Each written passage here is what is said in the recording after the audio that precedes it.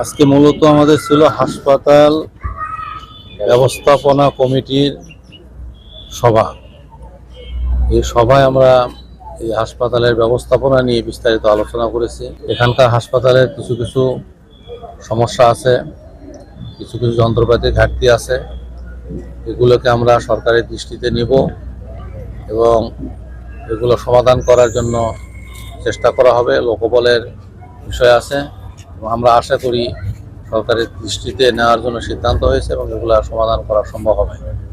আমরা আরও একটি সিদ্ধান্ত নিয়েছি যে এই যে হাসপাতাল বিল্ডিং আছে এটিকে ঊর্ধ্বমুখী আরও 3টি ফ্লোর সম্প্রসারণ করা যাবে এবং সম্প্রসারণ করা গেলে এটিকে অচিরেই 500 শয্যায় উন্নীত করা সম্ভব হবে। কারণ এটি 250 বেডের হাসপাতাল হলেও 600-700 রোগী এখানে ভর্তি থাকে এবং 500 বেডে উন্নীত করা গেলে এখানে রোগীর সেবার মান আরও বাড়বে এবং চিকিৎসকের সংখ্যাও বাড়বে। এর সাথে সাথে আমরা এখানে আরও একটি বিষয় সরকারের দৃষ্টিগোচরে আমরা আনার সিদ্ধান্ত নিয়েছি, যেহেতু সারা দেশের বৃহত্তর জেলাগুলোতে প্রায় সব জায়গাতেই 2টি করে মেডিকেল কলেজ হয়েছে। আমরা বৃহত্তর বগুড়া জেলার বাসিন্দা।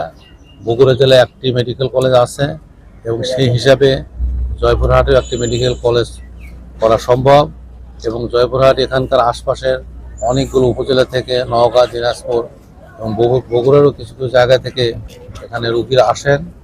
এখানে ম্যাথস একটি প্রতিষ্ঠান আছে, যেটি চালু হয় নাই।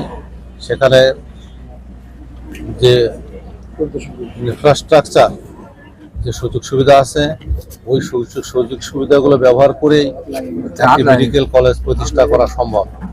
তো এই জন্য আমরা আজকে সিদ্ধান্ত নিয়েছি যে সরকারের কাছে আমরা মেডিকেল কলেজ প্রতিষ্ঠা এবং এই হাসপাতালকে 500 শয্যায় উন্নীত করার জন্য আমরা সরকারের কাছে অনুরোধ জানাবো এবং স্বাস্থ্য ব্যবস্থা, সকলের স্বাস্থ্য ব্যবস্থার জন্য সরকারের পরিকল্পনা আছে। যদি এখানে এই হাসপাতালটিকে 500 শয্যায় উন্নীত করা যায়, মেডিকেল কলেজ প্রতিষ্ঠা করা যায়, সেক্ষেত্রে মাননীয় প্রধানমন্ত্রী যে পরিকল্পনা নিয়েছেন সকলের স্বাস্থ্যসেবা নিশ্চিত করার জন্য, সেটিও সাকসেসফুল করা সম্ভব হবে।